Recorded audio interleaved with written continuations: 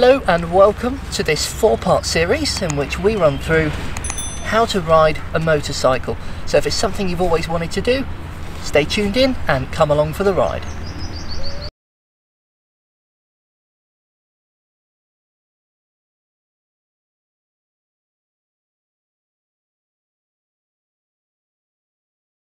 So in this section, part 1, we're going to be looking at the very basics.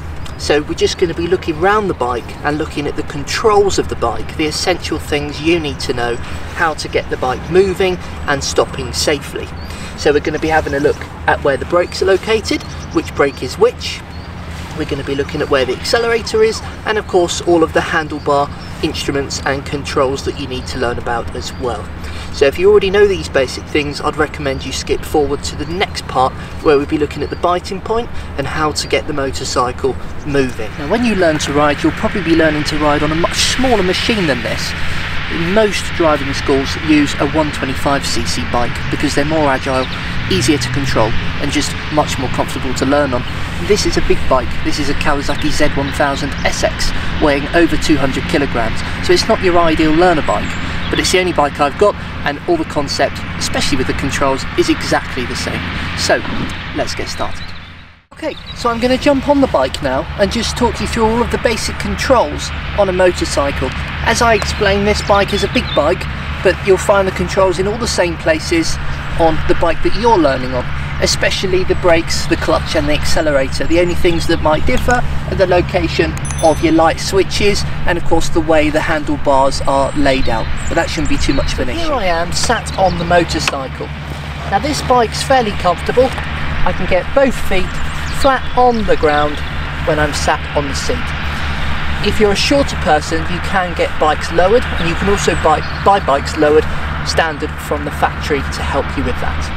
So on the left hand side here is the kickstand. Okay, some bikes also have a center stand, but we'll talk about that in a later video. So we're on the bike and I'm just going to flick the kickstand up, and you need to make sure that the kickstand is all the way up. Bikes do have a safety feature whereby if the kickstand is still partly down, the engine won't start if it's in gear. So if you start it up, put it in gear and it cuts out, it's probably because your kickstand isn't up all of the way.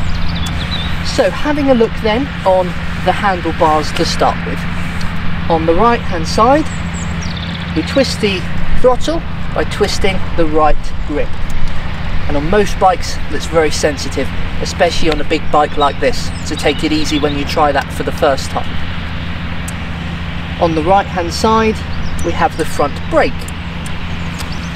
On the left hand side we have the clutch. Okay. On the left foot we have the gears. So this is where we engage the gears and work through the gears. So contrary to a car, on a car we obviously use the left foot to do the clutch. On a bike we're using the left foot to do the gears and we're using the left hand to operate the clutch. Okay. Now you join me around the other side of the bike, and on the right foot we have the rear brake. So on motorcycles we have two brakes. We have the front brake controlled by the right hand and we have the rear brake controlled by the rear foot. On this motorcycle you have to brake separately, so when we pull the front brake only the front wheel will have brake effect. When we use the right foot only the rear wheel will have brake effect. So that's why we have to use both of them simultaneously. Majority of the braking on a motorcycle is done on the front brake, but we need to use the rear brake as well, otherwise that will dramatically increase your stopping distance.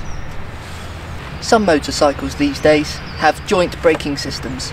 This means when you engage the front brake, the rear brake will come on as well, just like it does on a car. So when we brake on the car, all of the brakes come on, all four wheels simultaneously. It's not like that on a motorcycle, unless, like I say, your bike's a little bit newer and it has that technology. So I'm going to bring you a little bit closer now, and we're now going to have a little look over the controls of the motorcycle and the sort of things we find on the handlebars. Okay, so here we are then, sat in the rider's position looking forwards. On the left hand side we have the indicators and the high beam, low beam switch. This will change your headlights from low beam, which on most bikes they're on all the time, to high beam. Just below that we have the indicators. Below that we have the horn, and here we have the hazard lights. Not all motorcycles have a hazard light switch, but my one does, and it's there. Here we have the select button to change some settings on the motorcycle. So on this bike it has traction control and 2 power modes, and that's how we alternate between those. Here we have some heated grips, not very relevant for today, those are an optional extra. This here is your brake fluid reservoir for your front brakes. On the right hand side is your engine kill switch to be used in an emergency. If the bike is out of control or you need to stop the engine after you've crashed, that's what we use it for. You shouldn't really use it any other time, just for emergency purposes. And below that there's your start button. Okay, so now we've had a look at the basic controls of the motorcycle. I'd recommend you take a few minutes to familiarise yourself with your own machine. To do that you'll need to mount the motorcycle, so I'm just going to show a few times how to get on and off the bike safely. So, to mount the motorcycle, leg over, push with your left leg to get the bike up straight. I've got my front brake on just to stop the bike from rolling. Then we're going to take the right leg and flick our centre stand up. We need to make sure centre stand is all the way up. So now the stand's up, the only thing holding this bike and stopping it falling is you. So make sure you keep your feet firmly on the ground. And we want the foot flat on the ground. We don't want it like this, because then we could easily slip and slide. And once these bikes start going, they're not going to come back. They're going to find themselves on the floor. So we want our feet firmly on the ground. And like I mentioned earlier, if you struggle to get your foot firmly on the ground on your bike, you might want to consider getting it lowered or going for a different machine that you'll find a little bit easier, especially when you start moving on to bigger bikes that are a little bit more weighty. To get off the machine, keeping the front brake on, I'm going to take my left leg and I'm going to flick the stand down. Make sure it's all the way down. I'm going to gently lean the bike, turning the steering wheel into the stand and then coming on. And I'd recommend don't let go straight away, just make sure it's firmly on its stand. If you're on a rough terrain or grass, you're going to want to put something underneath your stand so that the stand doesn't dig in and sink into the ground in which you've parked your bike on. So thank you very much for watching this video on the basic controls of the motorcycle.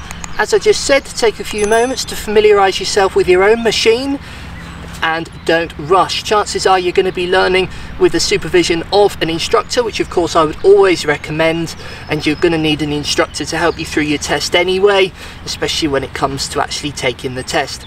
But certainly this video can be used alongside your lessons, just as a little bit of help, just so that you go on to your bike training with a little bit of knowledge of where things are. Obviously everybody has a different amount of knowledge, but for some people they genuinely don't know how gears are changed on a motorcycle and where the location of all the different controls are. So I hope this video was useful. In part 2, which we're going to look at now, we're going to look at changing gears on the bike and how to pull away and stop. If you check that video out, and also like us on Facebook, www.facebook.com/therrcbiker, and if you have any questions, please feel free to pop them down in the comment section below. Take care for now.